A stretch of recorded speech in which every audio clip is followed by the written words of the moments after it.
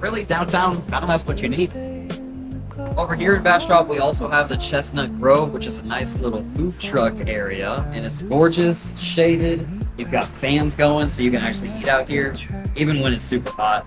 You've got a great Olitos right here, which is a crepe cafe, delicious. You have a Mexican food truck, Prime By, which has great burgers. We have a great Thai food truck over here. I can never figure out how to say it, but they have great gelato and other Mediterranean style dishes.